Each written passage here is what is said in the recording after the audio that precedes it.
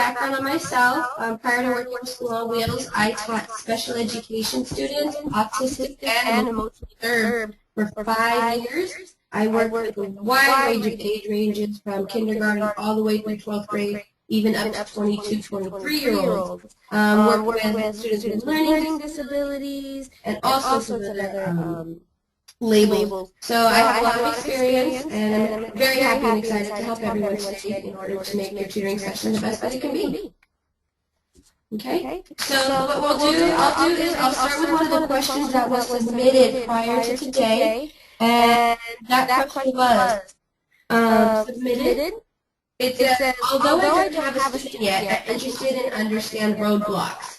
I really wanted to start with this question today because this basically lays a foundation for all of the questions we're going to be talking about and a lot of the things you'll be doing with your student, because I guarantee everyone at some point hits a roadblock, whether it's in your tutoring session, in your own life, in general, roadblocks will be made. So first I want to kind of break down exactly the different types of roadblocks that students feel. One is what we call frustration level. Frustration level is the levels that students reach when they're doing work and they really have a really small understanding of the concept, therefore they tend to shut down in order to avoid pushing through to the next step or learning something that seems a little bit above them or something they don't feel they don't understand. Another roadblock occurs because students lack moments of success in their current situations right now, so they might be dealing with a string of events that make them feel unsuccessful. Therefore, adding something else to that they do not know increases a frustration level. One other thing that causes roadblocks is what I like to call the unknown. This is something that you might not be able to figure out. The student might come to you and you might ask them multiple times, what's wrong? Can you please explain to me? Let's talk about this. They might not ever tell you, so you have that unknown there. Also unknown to the student. They might not necessarily know why they're not in a good mood. They might not know why they're feeling frustrated. Therefore, asking them that further increases the frustration. So one thing I like to tell people to do right off the bat with any roadblocks is adapt. That is a big thing we need to remember is adapt. Always have a plan B when you're working with the students. As soon as you see the frustration level rising or anything occurring to make the student step back, adapt. Change what you're doing. Have a plan B. One thing that I always like to have for my plan B is to reinforce something that the student already knows how to do. Therefore, you're setting them up for success. You show them problems that they can do, you're praising them throughout, and then you can very sneakily segue into the assignment that might be a little bit more difficult. Therefore, you're stepping over the roadblock, you're adapting, and they're already feeling success, and they're ready to move on to something positive and learning onto something new. So that's one way we deal with roadblocks, is making sure that you adapt and stay creative. Always set yourself up to have a backup plan so you don't have a 30-minute session where the student is just shutting down and not working. Set them up for something positive. Set them up to want to succeed throughout the rest of the session. So that was one of our first questions about roadblocks. Hopefully that gives you a good understanding of ways to start your sessions and ways to deal with any type of frustration throughout your sessions. Okay, the next question we have comes from a tutor we have working out in Santa Ana. The question is, my student is very good at her math, but I have trouble getting her to sit still and take any interest in her English homework. I'd like tips on how to keep her focused and interested during the whole session. I really enjoyed this question because it's able to encompass the two main subjects that a lot of students are working on. And these tips will be able to help any tutor with their student cover both subjects at one time. The main thing that we like to do in order to help a student focus on English is to hide it. Hide it in the math that you're doing. Word problems are an excellent source to get students involved in English. Right off the bat, it's telling you we're working on words, we're doing reading.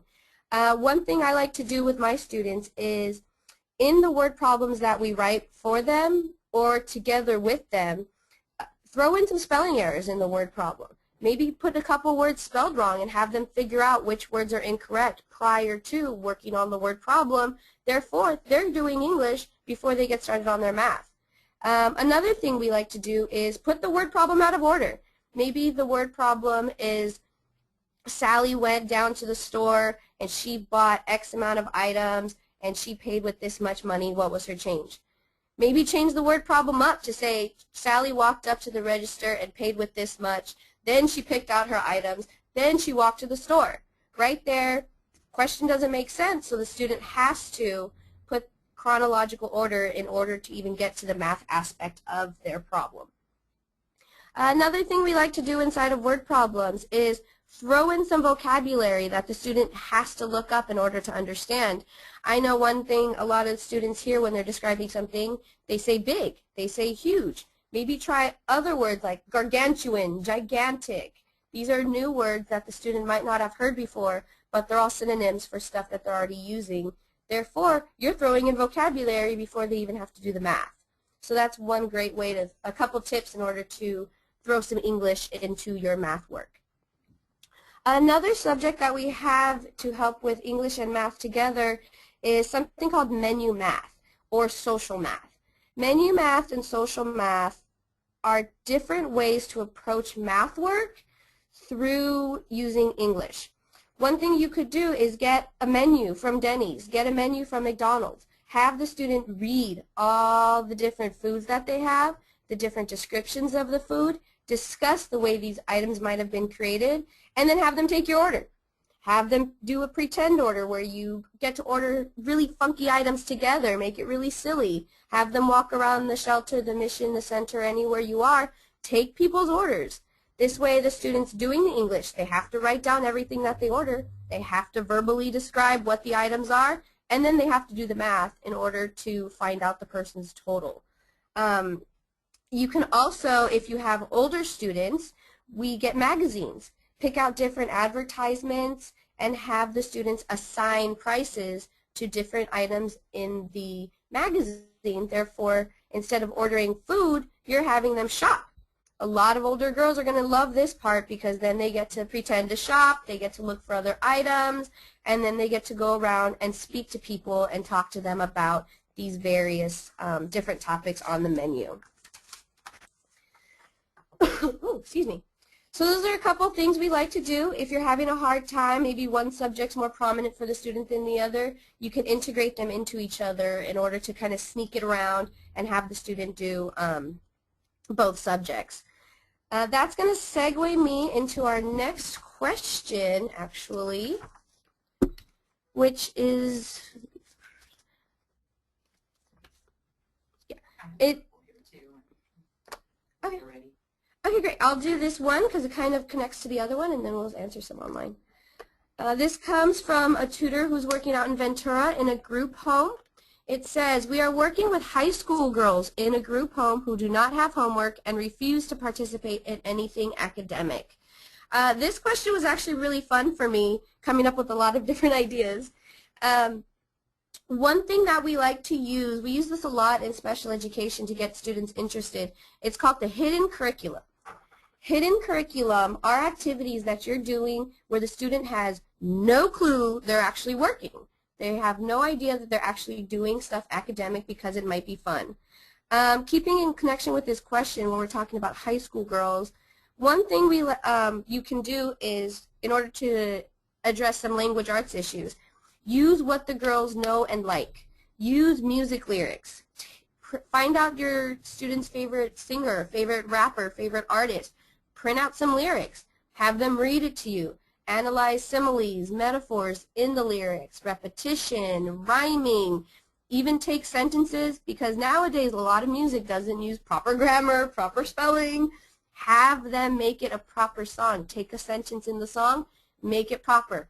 I did this with a student a couple years ago, and we went through an entire rap song and made up proper sentences, and then we actually went and used the instrumental and sang our proper sentences along to the beat.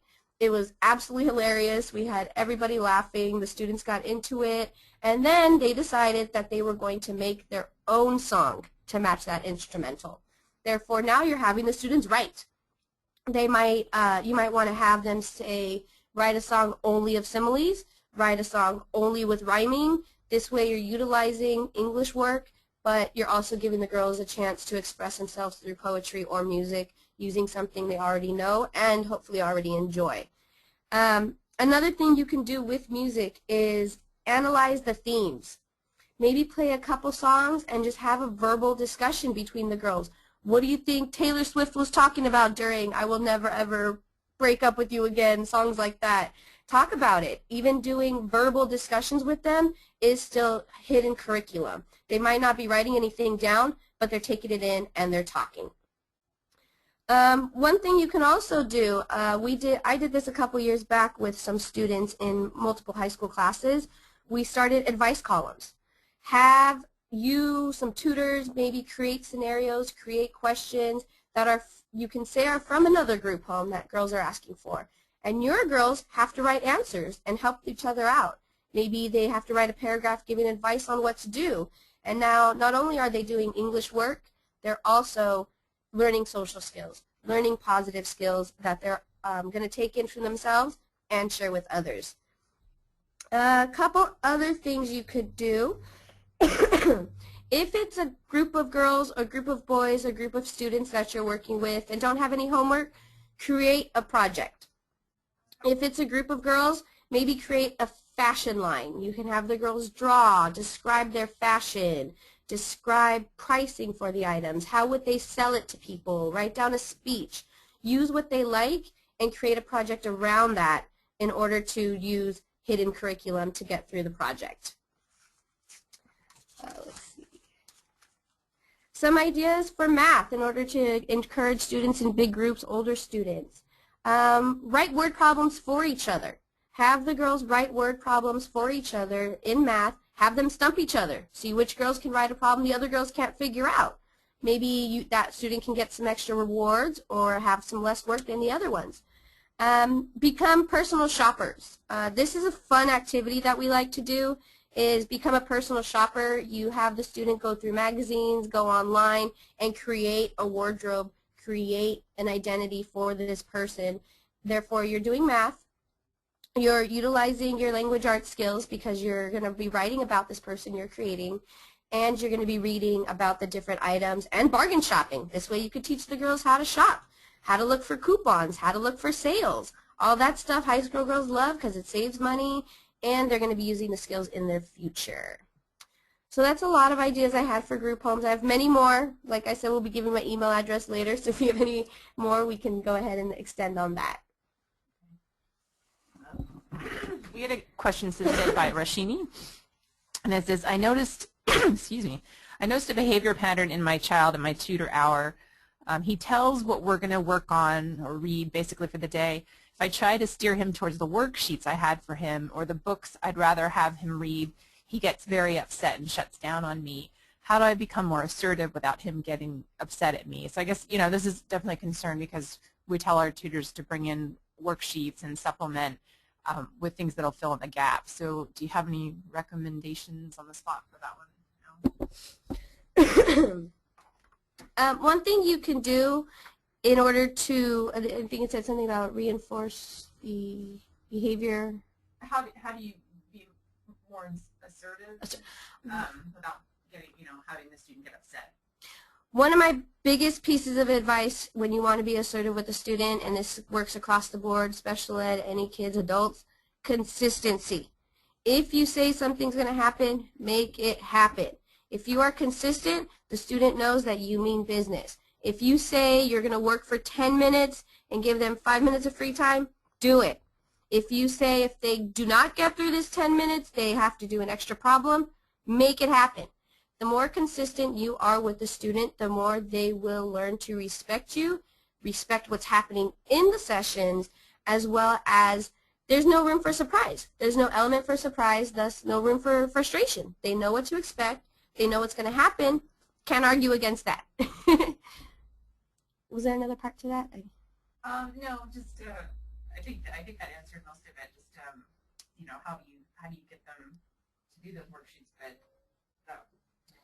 Later on, there's another question in regards to ways to keep a student focused. So I'll be able to address more of that and give you some ideas on how to write up some behavior plans and behavior structure in order to keep the student focused throughout the whole session. Okay. So, can I come out on that too? I think it was Rosny. Rosny, this is Charles. One thing, that we always tell our tutors during the tutor training is, have your student construct the tutoring session along with you as well and get them involved so they know exactly what's expected during the session. And it's not only you that's guiding the tutoring session, but the student has a hand in exactly what they're working on and what they're learning as well. So I would encourage my student to participate and encourage you to work on things that he wants to work on as well in that tutoring session, and then you guys have to kind of compromise with each other. I completely agree.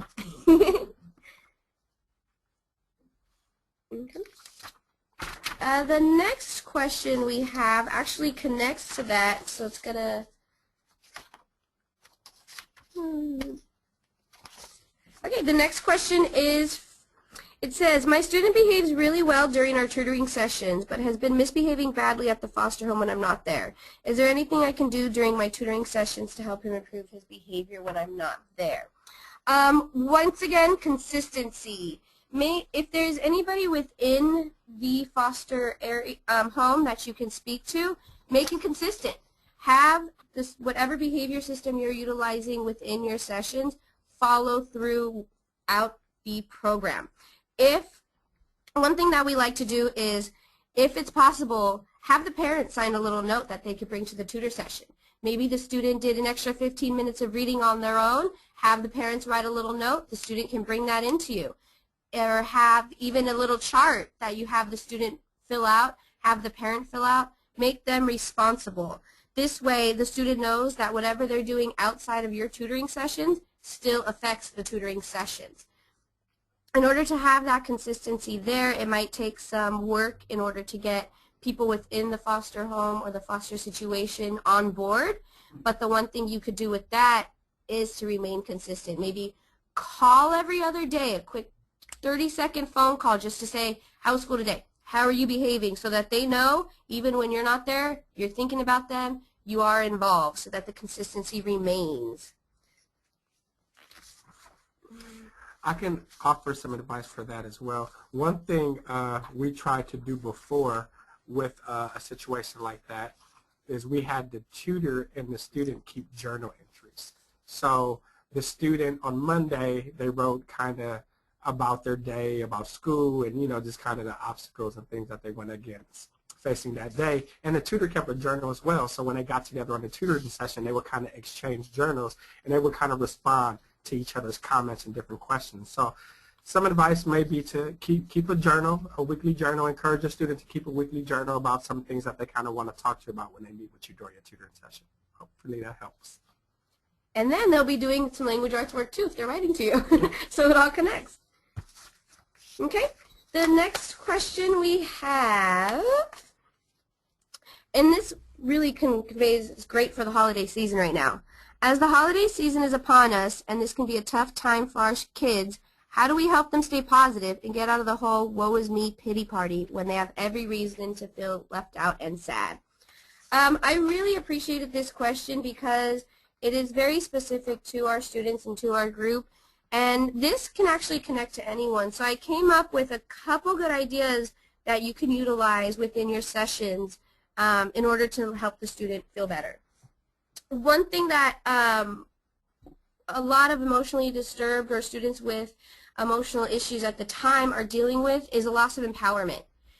They might not feel in control of what's going on, therefore it leads to sadness, therefore it leads to that woe is me pity party that was mentioned in the question. In order to bring back that empowerment, let the student teach you. Maybe there's something they're really, really interested in. Have them teach you about it. I had a student that was doing the woe is me, and I saw him in the corner one day making a paper airplane. I then went on, got white paper, we decorated really fun designs, and we let him go around teaching other people how to make paper airplanes. They were his little gifts to everyone. He felt empowered because he was going around sharing this passion of his. It took his mind off of the woe is me, and it made him feel strong in order to, and one thing we used with that strength he felt was reminded him that it can convey into multiple aspects of his life. So he just doesn't have to feel strong about the paper airplane. He can have that control in a lot of things he does.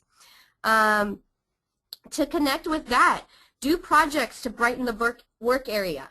Do good deeds. If you're in a shelter or a group home, somewhere where you have a specific space you work in, make it a productive space. Brighten the area so that the student does feel involved within the holiday season.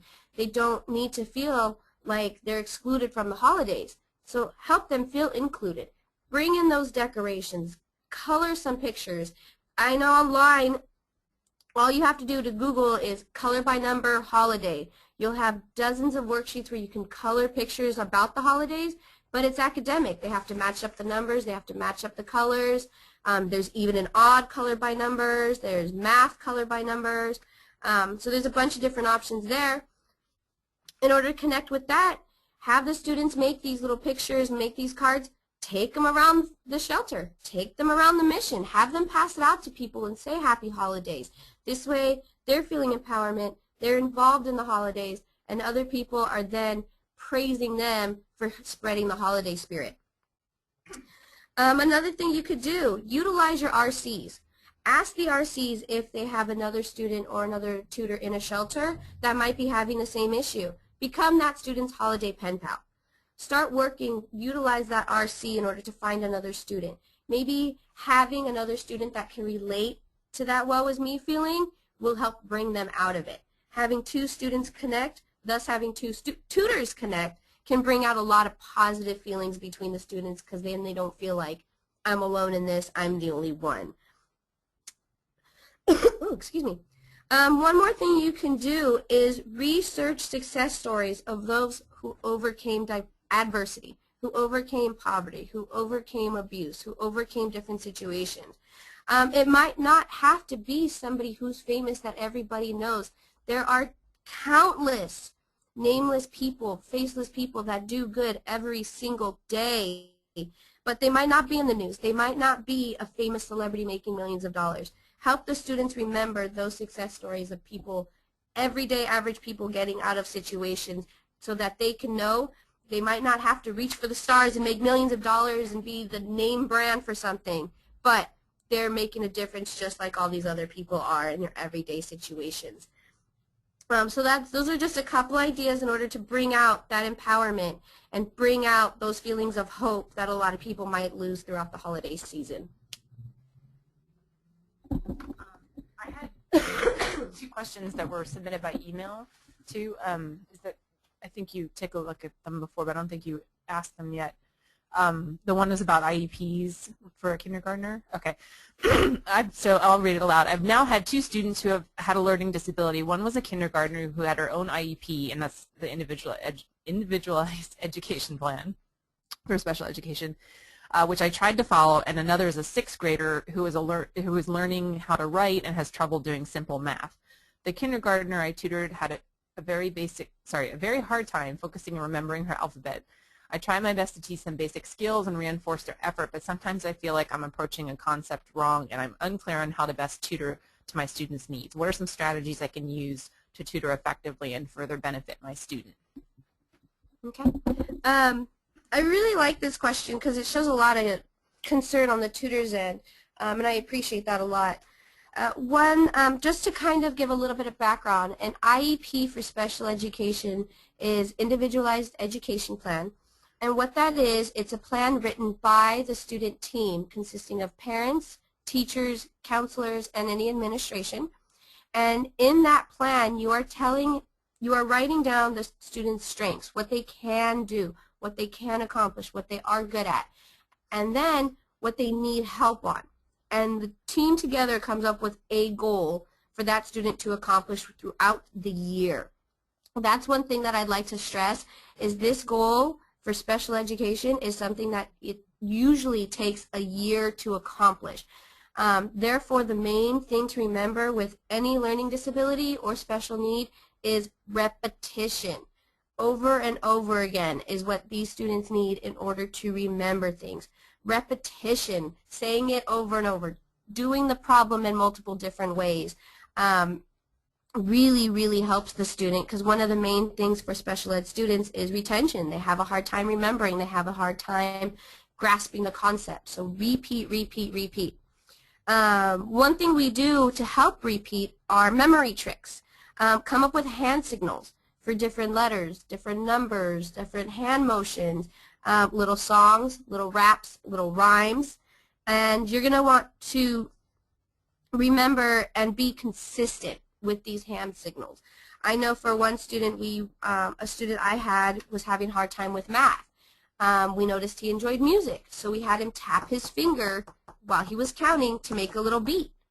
Then when he got used to that, we would change it so he would tap his palm. Therefore, there was no sound coming out. It wasn't a distraction, but it was consistent. We always use that hand motion, and we always use the repetition and the same concept in order to do that. Another thing, if you want to reinforce concepts, is assessment. Assess the student. One quick little trick you can do every single session to assess is, I call it the 5-minute quiz.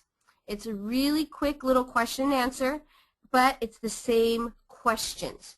Maybe the numbers might change a little bit, the concept stays the same. So if you're working, let's do an example, if you're doing nouns, and you want to have the student identify the nouns in a sentence. Every session start with noun identification. The sentences might change, but you're going to be doing the same concept. What you're going to want to do with that is do it at the end of one session to kind of see what the students learned throughout that hour, and then immediately at the next session do it at the beginning. So then you could see what the students retained throughout that week, and you can see any progress that's been made. So they'll be taking it at the beginning and at the end in order for you to see what progress has been made and what concepts have been retained, so you can plan for the next session and also feel confident that the student is remembering things. They might not remember everything, but they're making progress and remembering one thing a week. And that's a big deal for special ed, is just getting one little accomplishment is a big deal. In order to do these assessments, one thing you can do, or to feel powerful in the assessments, is break it down. Special ed students tend to be overwhelmed very quickly, and this applies, when I say special education, I'm not just going towards autistic students. Special ed applies to any student with any type of learning disability or gaps in their education. So this does apply to a lot. So one thing you're going to want to do is break it down. With the situation with the kindergartner, learning one letter at a time. Don't focus on the alphabet. Focus on the letter A for that 30 minutes, and then focus on B for another 30 minutes. Focus on a letter at a time. If you try to give a special education student more than one concept, it tends to overwhelm, thus pushing it out of their mind, therefore they won't retain the information. Visuals. Visuals help a lot. If you have a color printer, that's going to be fantastic because they love the color. It keeps their mind focused. It keeps their mind engaged. And you can refer to it. What are all the letters that are in red? This way you're not just saying, what's this letter? They're feeling the empowerment to go to that specific color. They're going to focus on the color, and then you're going to guide them towards the letters. So those are just little quick little tips for special ed. Remember, repetition, repeat with memory tricks, assessments in order to feel confident and that things are progressing, and break it down. Make sure that the student knows what they're working on and you're working on one concept at a time. Excuse me. Okay. It's important as well, and this is for all the tutors to be easy on yourself. You know, I know we say that all the time, and it's something that we take with a grain of salt sometimes. But I mean, it's true. You have to kind of have realistic expectations going into these things, and knowing that these kids have missed an awful lot of school, along with the fact that they may have a learning disability, you know, may cause them to get the information at a lot slower rate than a normal student would. So have realistic expectations and go easy on yourself. Don't be too hard on yourself. And then, like Allison said, visuals are always great. And I always recommend giving the student something to utilize when you're not there. So have them be able to continue in some way the assignment when you leave. So like Alice had said, using something visual, something as simple as flashcards with just those two letters A and B. I'm sure when you get back that next week, they'll have those two letters down pat. But, you know, give them something, you know, that they can continue working on when you're not there, because it is 7 days until you see your student again. So again, be easy on yourself and have realistic expectations. Excellent. We had another question that was, what do I do if my student has ADD and emotional disturbance issues and decides not to want to work after 15 minutes of our session? Some sessions he's good, and others he doesn't want me to tutor him. What strategies can I use to encourage positive behavior? When dealing with students with ADD or emotional disturbance, which from now on I'll be calling ED, one thing to remember is students with these diagnoses have a hard time feeling control. So they need choices in order to feel that control. ADD students have overactive minds, so they need to feel like something's going on. They need to feel like they can handle the situation. Same for ED students. They tend to feel like all the control's been taken away from them, or that they have no power in their own life, which is where the anger comes from. They're trying to overcompensate. So the biggest advice I can give to dealing with ADD or ED students is give them choices. They need choices to feel the control. One little trick you can do is the choices might not necessarily be that something that they're completely happy with, but you're giving them the choice. So one example I can use is if you're doing a math worksheet. You can tell the student, you have a choice to do these 5 problems and get 5 minutes of free time with me later, or you have the choice to not do them and get some extra work next week. You're giving them the choice. You're not telling them, oh, you're going to get extra work. You have now empowered them to feel that control and to make a decision. They can either decide to do the work and earn that free time, or they can decide to not do it and earn some extra work. This way it's also taking the pressure off of you, for you're not going to be the bad guy saying, I'm giving you this, I'm having you do this. No, that student made that choice, and that's something really big for ED students, is being able to feel that control. A couple things you can do in order to emphasize positive reinforcement, which creates positive behavior. For ED and emotionally disturbed, or ED and ADD students, a lot of things you can do is visual reinforcement. So one thing I have is, we call it the race to ... So it could be something, race to earn a new book, race to earn a new pencil, race to earn 5 minutes. In order to finish the race, students work in 5-minute intervals. At the end of every 5 minutes, their player on the racing moves up a piece. So you're going to want to create a game board where the students can move to a certain goal. And what you do with that is every 5 minutes, the player moves a step closer to reaching that goal. You're keeping them focused, and every 5 minutes you're giving them something to focus on. They can move the piece, they can add their 5 minutes to move towards their goal, thus giving them something to do, bringing back that control. It also utilizes different academic skills. If you have them be in charge of the 5 minutes, they're doing time. If you're having them be in charge of moving the board, then they're feeling that empowerment. One thing I do for ADD students is I have their positive behavior chart, as we like to call it, on a different part of the room. Therefore, every 5 minutes they have to walk to that space and put another marker on to say they lasted 5 minutes. They're getting up, they're moving, but they've been focused for 5 minutes. And they're feeling that empowerment that they're moving, their piece is moving up 1 step closer to their goal. One thing we did for another student, it was kind of funny actually, is for the ADD student, was we had put different pieces of paper on the wall and of different numbers. And the student had to run and touch the answer. So you would give them a word problem, a vocabulary word. This can be adapted to any subject, but all the answers are on the wall. The student has to run across the room to hit the answer, or they might have to pick up a card and run it back to you. And those are all things you can do in order to keep an ADD student focused. Another thing we do, they're called quick change activities, which are activities that you do, but it's constantly changing. One thing that's fun to describe and to do with a student is quick change art, which is you get a big piece of paper, you draw an element to the picture. Say you draw a tree. It's now the student's turn to draw something, so they might draw the grass around the tree. Now it's your turn. Draw a bird in the tree. Now it's the student's turn. Draw a plane in the air. Now it's your turn. Draw a bird maybe on the floor. And then you could talk to the student about, why did I draw that bird on the floor? Why do you think it's not in the tree and the other one is in the tree? You've been going back and forth with the picture, and now you're having a verbal discussion describing it, thus enhancing their language arts skills. You can find a lot of these online through educational websites. They're called two-man plays. Two-man plays are dialogues you do back and forth with just two characters.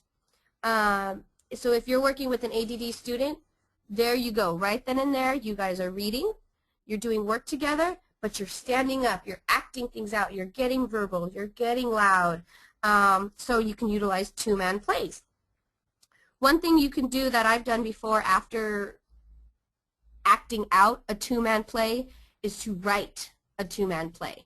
So maybe you might do a scenario where in the play something gets stolen and you find it. Okay, so now you and the student can write down what happens next. What's going to happen to the person that stole it? What's going to happen now that they found it? What do you think they're going to do to keep it secure for next time? So extend the play.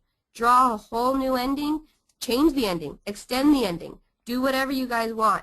But in that aspect, you're up, you're acting, you're having fun, and you're doing a lot of academic work with that student. And one thing I noticed when I did the two-man plays or the art mural, where the back and forth quick change, is you get a lot of information out of the student. They tend to open up a lot when there's that discussion going on and the game's pretty quick. They tend to open up and get very personal, and they tend to want to get, it creates a bond between the two of you because you're not completely focused, you're doing a conversation. You're not completely focused on a math problem. You're conversating with the student. You're discussing. You can learn a lot about a person through their art, through what they're drawing and what they choose to draw. So those are a couple ideas. I actually have some handouts online for the Race 2 goals. So if anybody wants access to those, please let me know. We'll be able to forward them to you. And they're really easy to print out. They look like little game boards, and you can adapt it and change it to whatever suits you and your students' needs. Okay. One question we have that works with everyone. The question comes from a tutor working at a transitional living shelter, and the question is, how do I get my student motivated to care about studies? This question's really fun because it seems pretty broad. How do you get someone to care about something? But the one piece of advice I can give you on how to get someone to care about something is, what do they already care about? Use it. If you have a student, I'm not quite sure, this question comes from Catherine, so I'm not quite sure what the student's passion is, but whatever it is, use it. I have a student who loves superheroes, loves the Avengers. So what do? We go online, we research the background stories of the characters. We have them create a new superhero. We have them draw pictures of new superheroes, write stories creating scenarios of that superhero. So find what that student likes and utilize it. Adapt it to fit whatever you're doing. Even mentioning that character or that item. I have a student now with School on Wheels that is obsessed with a boy band character. So whenever she does great at the end of her assignment, I say, oh man, Justin Bieber would be so proud to see you did this. Oh man, this character, so-and-so would be so proud to know that you're doing a good job here. Utilize it. Remind them. It brings a smile to their face knowing that you cared about what they care about. That's a big thing. Care about what they care about. And that leads into my next tip. Have them teach you what they care about. If they're really hardcore into Justin Bieber, even if you're not, learn about him. Have that student teach you all about it. Do research. Ask questions. If they don't know, great. Now you're doing research together to learn. Or that gives the student something to do within that week they're not with you. Okay, next week I want to know Justin Bieber's favorite food. I want to know this. I want to know that. Now you're giving them a research project to do, and they're going to want to do it because it's something that they care about. To connect with that, you're letting them plan something. You're letting them be in charge of the session, thus creating that motivation. You're telling the student, how are we going to get through this? It was your idea. You're the one who wanted to do this, so let's do it. Your excitement to get them excited usually carries on, which helps a lot. One thing also that motivates a lot of students is for them to know they are succeeding and progressing. Show the student their progress. I spoke earlier about little mini assessments you can do. Share those results with your student. Let them know that what they're doing is making a difference. If you are fortunate enough to have access to the teacher, have them also reinforce that. You know, I noticed you're doing a lot better in English. Are you working with a tutor? They must be helping you. Get them motivated to know that what you're doing with them is making a difference, and what they're doing for you is making a difference as well. Another thing you can do, we touched upon this in the tutor trainings, is the reality check. Letting the student know why they need to be motivated. What are you working towards in your future? Maybe a student wants really badly to be a fireman. Okay? A fireman still needs to know how to read, do math. A fireman still needs to know the levels of this, how to put this together, how to read, how to follow directions. Use what they want. One thing I had a group of students, 12th graders, all dealing with the same lack of motivation. So we did a pro and con list. I had them convince me why it was okay not to care. They had to write a pro list on a pro and con list. So it would be something along the lines of, okay, what positive things can come out of not studying? What negative things could come out of not studying? I guarantee you I had nobody put anything in on the pro list of positives that come out of not studying. So once they can't argue their way out of it, there's no reason to get out of it. Have them convince you why they shouldn't study, and I guarantee you, you're going to win. You will be able to convince them why it is necessary for them to study. So there's multiple ways to motivate, get students to care about the studies, but the number one tip I can give you, show them that you care and find out what they care about and utilize it. Be creative. To piggyback on some of that, you know, it's like looking at school on wheels. It's like the more you understand what's involved in understanding these kids, the more you begin to care. So I'm a big believer in caring kind of comes with understanding. And, you know, similar to, you know, we do a lot of activities here at the Learning Center. I know one time we had a debate. We wanted to do a debate. We couldn't figure out what we wanted to do a debate on, so we said, all right, well, let's do a debate on uniforms and wearing uniforms. None of the kids seemed interested at all at this idea, but when they started to do the research and actually start to figure out the pros and the cons and the arguments behind why kids should wear uniforms or why they shouldn't wear uniforms, that's when the passion came out. So like I said, when you understand what the subject is, then I think you start to care a little bit more. So the more these kids start to understand, like Allison said, the goal at the end of the day, I think the more they can start to care about what it is that they're working on. Definitely, definitely. This was a question from a tutor. My student's in first grade. He quickly wants to finish his homework and play games. I'm not sure how to approach this type of situation. What's the problem? Have fun. Play those games. And I'm serious. Have fun. Play those games. Turn those games into academic work. One of the biggest things I could say is anything can be educational. Once again, it's that hidden curriculum. anything can be adapted to be educational, but it might not be obvious. One thing we did here at the Learning Center is I noticed a lot of the kindergartners loved playing Candyland. So what we did is we wrote a different word on each card so the student couldn't move their game piece until they read that word. They still got to play Candyland, but they were learning their words. They were reading. So you know what, if the student is accomplishing their homework and is getting it done right, that's fine. Move on. Let them play. But adapt that play time to suit education. Even a lot of tutors, a lot of teachers I've even noticed have the misconception that getting work done, you need to see a visual piece of paper or worksheet at the end of the day. Even spending 30 minutes playing a game where you're discussing math, you're discussing English, you're teaching them new words, that's education. That's getting them to learn. So you might not have a worksheet that you can show at the end of the day, but if you've been playing a game and learning numbers and learning colors, even sportsmanship, following directions, following the rules, chronological order, all of these things can be used to teach students academics. It's just hidden curriculum. It's little special things that you don't think are something you're teaching. Even if you're playing a game, maybe you have a new board game in the center, just reading the directions is something they need to learn.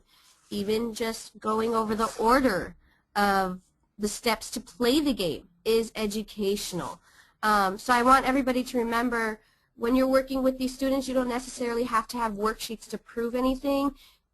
Being with the student and getting work done and learning and utilizing that hidden curriculum, you're going to feel successful and you're going to be teaching the student something along the way while having a good time as well.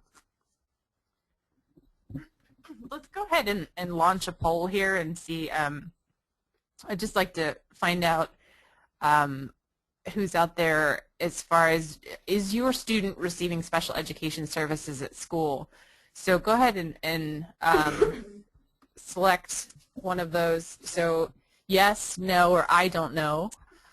And I'll give you a few seconds because we've been talking about special education services, but I think that it's really important to know more about your student and what they have in place and what they don't have in place. So, but answer honestly, and everybody can answer. I'll give it a few more seconds. Okay.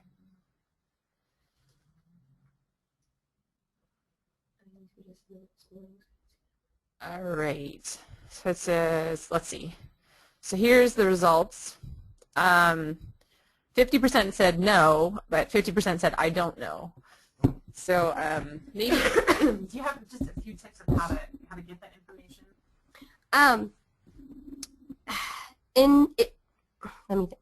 For the students or for the tutors out there that don't know if their student is special needs, I understand it can be a little bit uncomfortable speaking to the parent and asking them straight up, does your student have special needs?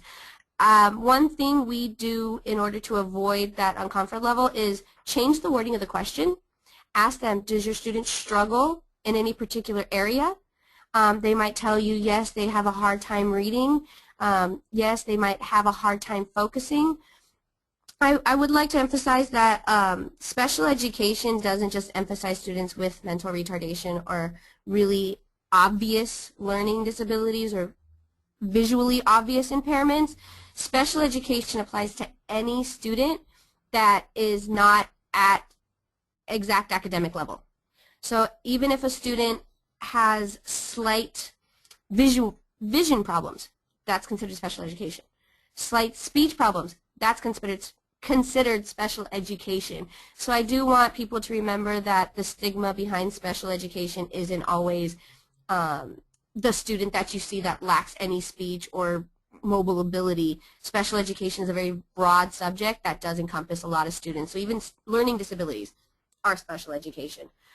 So you might not necessarily want to come out and ask the parent with those words directly. Just find out what the student's lacking, where their strengths are and what their deficits are. That alone is going to help you figure out what your student needs to work on.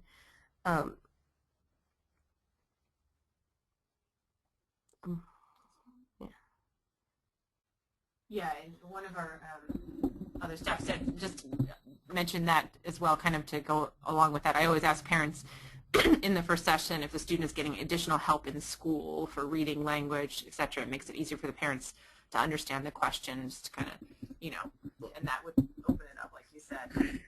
Yeah. Because I think the stigma behind, or the connotation behind the word special education really kind of throws a lot of people off, and parents, because it is a scary thing to hear that your child might have it. But I would like people to feel confident knowing that a lot of students do have special needs, in that it's a slight learning disability, a slight impairment, a slight gap in their education. And it's really, it feels really powerful and really amazing when you even get over the slightest little speed bump. Even getting kids to read and learn a couple little words, that's an accomplishment for them, and even that can get students out of the label of special education. One more question. Okay. There was one more question that was submitted this morning from Daisha. It's the student's mom says the child has a speech delay. She does not talk and she puts her head down most of the session. How do I get her to talk? She does not know her numbers or how to sound out most words. How do I get her to talk? One thing I am going to be completely honest with, if she doesn't want to talk, don't force her. Don't make her talk. Even doing things. Earlier I kind of touched on playing games where you have to run across the room and touch things. That works really well with a lot of students who don't feel confident speaking. So even playing memory games, having flashcards where the student points to answers, that is her way of talking, communicating. I worked with a lot of students with speech impairments, speech impediments, speech issues. The one thing you have to remember is you can't push something out of them that's just not there. They might not have the mobile ability to move their throat, move their jaw, move their tongue the correct way to form speech. So a lot of people have that misconception. It's a physical issue that a student might be dealing with speech impairment. So the student might be wanting to say something, but physically their body's not allowing them to. So utilize it. Communicate with them however you want. I had a student who never wanted to talk, so we would put music on in the background so that there was some sound in the room, thus increasing the comfort level. And all the work she did was on a dry erase board where she could erase the answers. I would write down a couple choices to a math problem maybe on this board real quick, and the student just has to point to the right answer so that you know that success is being made. A lot of students with speech impairments, if they're pushed to talk, it actually reverts them back a little bit more, because then they feel like they really have to answer, they really have to respond if they're getting pushed to it. So please know that any form of communication she does with you, whether it be pointing, whether it be frowns, that's her way of talking and communicating. And she might not be able to let her know she can sound out the words, but even you saying, okay, tree, point to the word that says tree on this board. So she's going to point to it. She recognizes those words. She recognizes the letters. And she might not be able to tell you the word tree, but she's recognizing the word tree. And that works really well, because then she's feeling confident. You're communicating in her way now. And that will bring her and open her up a little bit more. And hopefully the student is seeing some type of speech therapist on the side at school, and that will increase the confidence, thus increasing the child's desire to want to talk and improve their speech. Okay, that is all the questions I had from previous submissions.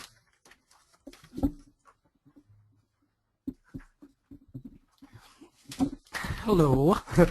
So that was great. Allison did an excellent job. Thank you. That was fun. I just wanted to remind everybody out there of a couple of things. Make sure that you guys are in contact with your regional coordinators. I mean, we're here to help, and we encourage you guys to reach out to us and ask these questions. Any question, little or big, is important. So we want to make sure that you guys access those questions. If you have any questions about how you can better serve your student, if the regional coordinator can't help you, I'm sure they'll find somebody within the organization or even outside of the organization that can help you. Sign up for if you aren't on our Facebook page, to make sure you sign up on Facebook. We try to encourage all of our tutors to have these kind of discussions on Facebook, because we have tutors from all walks of life, and they have some really great ideas from being tutors with our organization, and in just like this life experience in general. So make sure you sign up on our Facebook page, become a what do they call it, a member, I guess. Become a member and ask those questions, and let's kind of get these questions and discussions started on our Facebook pages and our tutor corners so we can better serve our students. Yeah, because you never know who has the same question. Yeah. All right. Well, thank you so much. This was a great opportunity for That tutors. was fun, everybody. And, we'll see if we can do this more often. But if you have any other questions, I had Allison's her email up. One more. Is at the end.